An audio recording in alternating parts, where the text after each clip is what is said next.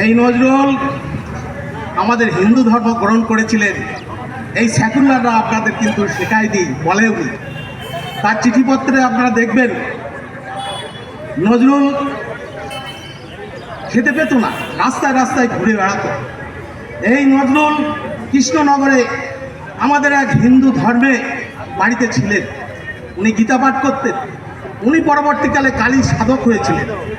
তিনি লিখছেন, শ্যামা মায়ের পায়ের তলায় দেখে যারে আলের কাচন। এই নজরুলকে আজকে আমাদের স্মরণ করতে হবে বন্ধু।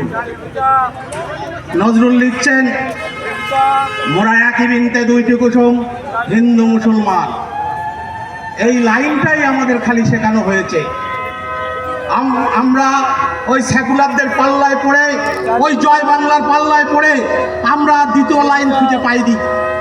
তাই দ্বিতীয় লাইনটা আজকে আমাদের জানতে হবে বন্ধু। এই নজরুল লিখছেন, হিন্দু তার নয়নমণি, মুসলিম তার নয়নমণি, হিন্দু তার প্রাণ। এই লাইনটার ব্যাখ্যা, এই লাইনটার বিস্তারিতভাবে আমাদের জানতে হবে বন্ধু। এই আমরা এখানে সবাই দাঁড়িয়ে আছি, সবাই বসে আছি। একটা ছেলে অ্যাক্সিডেন্ট করলো, আমরা সবাই দৌড়ে গেলাম, হিন্দু মুসলমান সবাই মিলে গিয়ে দেখলাম একটা ছেলে পড়ে আছে, তার চোখ নষ্ট হয়েছে।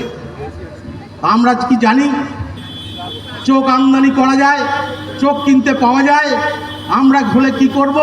সবাই মিলে ধরাধরি করে আমরা হসপিটালে নিয়ে যাব, কারণ চোখ আমদানি করা যায়, চোখ কিনতে পাওয়া যায়।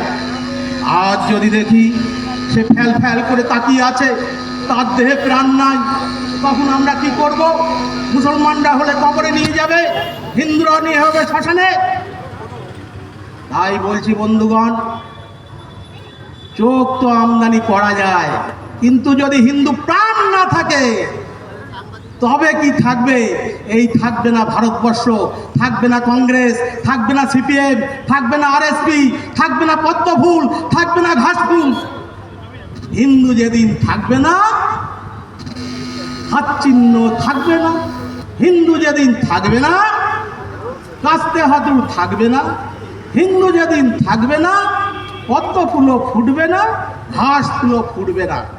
সুতরাং বন্ধু, ওই আমাদের ফিরহাদ হাকিম, সে আমাদের মহানাগরিক, একটা মোল্লার বিয়ে করেছে হিন্দুর, তার বাবা হিন্দুর মেয়েকে, তখন লজ্জা ছিল না ফিরহাদ হাকিমের। সে বলছে যারা মুসলিম ধর্মে জন্মগ্রহণ করেনি তাদের দাওয়াত দিয়ে হিন্দু ধর্মে নিয়ে, মুসলিম ধর্মে নিয়ে আসতে হবে। এত বড় বেল হচ্ছে। ওই সিদ্দিকুল্লাহ চৌধুরী সে ম্যাডামকে ফোন করছে, এখনো মিছিল ঢুকিনি, ঢুকলেই দেখবেন সব বিক্ষিপ্ত লোক এসছে। আমাদের কার্তিক মহারাজ ঢুকছেন, আপনারা সবাই যে যার জায়গায় বসে পড়ুন। কার্তিক মহারাজ খুব তাড়াতাড়ি ঢুকে পড়ছে।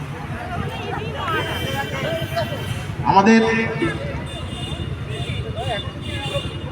ওই কুরুক্ষেত্রের আমাদের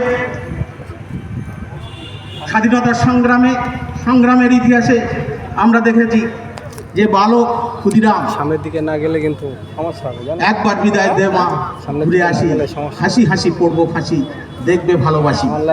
এই গান লিখে, এই গান গেয়ে উনি সারা বেঙ্গলকে, সারা বাংলার হিন্দুদের সেদিন অরন্ধন পালন করতে বাধ্য করেছিলেন। আমরা দেখি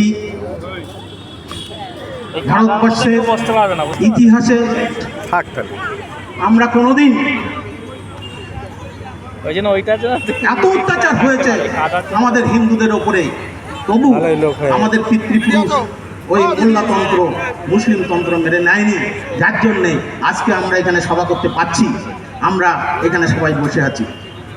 তাই কার্তিক মহারাজ আসছেন, আমি আর বিশেষ কিছু বলবো না, শুধু একটু কথাই বলবো।